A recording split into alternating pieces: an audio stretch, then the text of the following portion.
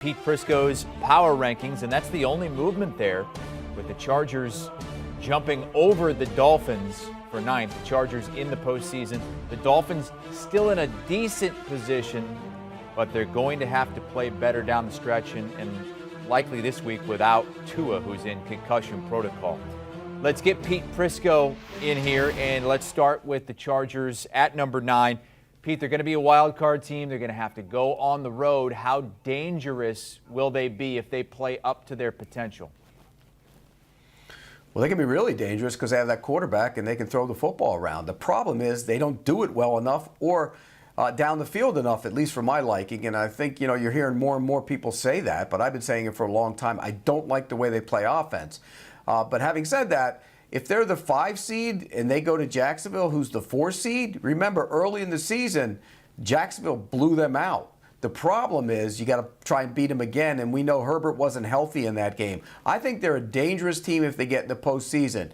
But the problem is, at some point, do the Chargers charge you? It didn't happen to get into the playoffs, but don't you kind of expect it at some point, maybe in the playoffs, they have a 10-point lead and they blow it? Because that's what the Chargers do. There's so much talent on that team, but somehow, some way, things will not work out well for them, even though they have such a talented quarterback in Justin Herbert. I don't know. I've been saying it for weeks. I think they already chargered enough this season. They've met their quota. No more chargering.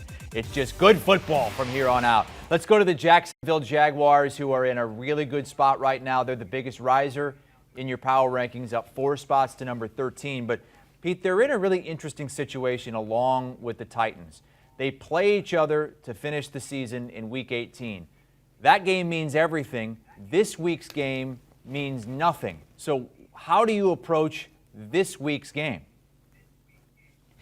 Well, it doesn't necessarily not mean anything, and here's why. If they were to win the game, the Titans lose, and they tied in the last game, by the way, the Jacksonville Jaguars have never had a tie in franchise history, then you would be the team that wins the division. So it matters a little bit. There's also an outside chance they could be a wild card team if they win out. So it matters from that standpoint. But more than anything, though, it matters for momentum. And you look at the Jacksonville Jaguars and everybody's saying, oh, they're a nice little team and look what they're doing. It's a great story. But if they lost to the Texans, then there's some questions about you, and the Titans will start questioning you a little bit. So go in there, play everybody who's healthy, and I mean everybody who's healthy. There are guys that are banged up. If they're banged up, don't play them. But everybody who's healthy, go play, try and win the game. You're not a good enough veteran team to be able to sit out games. So I think you go in there, try and win the game, and then go win the division the following week against the Tennessee Titans. All right, that Week 18 game. Right now, the most likely game to get flexed into that Sunday night window for the Jaguars this week. They've got the game at the Texans. Remember, Chris, there's also a Saturday night game that week too, so it could be, could go either way with that one. Let's move on to the Detroit Lions, who are down 3 spots to number 18. They gave up over 300 rushing yards to the Panthers. Sportsline giving them a 22% chance to make the playoffs, but they may have blown it last week. Yeah, and I think they did blow it last week. And look, when you can't stop the run, it's demoralizing to a defense. But when you give up over 300 rushing yards, I mean, that's hard to overcome. And the amazing thing about that was that they went into the game playing great run defense. They had given up just barely over 80 yards per game in the last 8. I can't figure that. I haven't watched that tape yet, but I can't figure out how they allowed that to happen because they got pushed around and pushed around and pushed around. There were a lot of big runs. The holes were giant.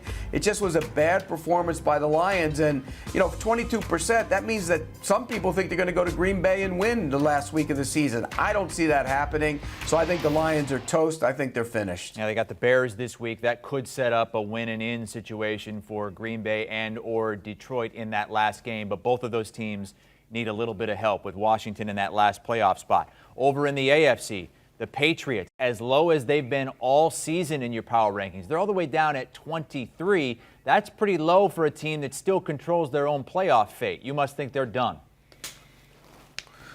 No, I don't know if they're done, man. I think, Tua not playing helps them this week. When you look at it, I think the winner of that game has a chance to get in. But here's the thing about New England. If New England wins, Do they go to Buffalo and beat the Bills when the Bills will need the game? I don't see that happening. I just don't. I don't think they're good enough to do that, so they're probably not going to get in. But think about the 2 losses they've had the last 2 weeks. They had a disastrous play against the Raiders, which should never have happened. I blame Belichick for that one. And then they had last week, they were going in to take the lead, and they fumbled. I mean, at bare minimum, they were going to send that game to overtime. So, tough 2 weeks for the Patriots. I do not think they end up as a playoff team, but they get a big help this week because Tua's not going to be in the lineup for Miami. Yeah, Dolphins and Bills, if they win both of those games, they are in. But as you said, Pete, Bills likely going to be playing for that #1 seed in the AFC that last week of the regular season. The Browns are eliminated. They're down 4 spots, biggest faller of the week. They're down at number 25. 2-2 with Deshaun Watson, but he has more interceptions than touchdowns in his 4 games. Is there concern for the future there, or is it still too early to tell? There has to be a little bit of a concern when you consider what they paid him and the guaranteed money. There has to be a concern. But having watched that game back again, he made some throws that were drops. I mean, there was one late in the game, should have been a touchdown. He had drops in the red area, a couple of them, in fact, and those conditions are brutal. So I don't put that one on him.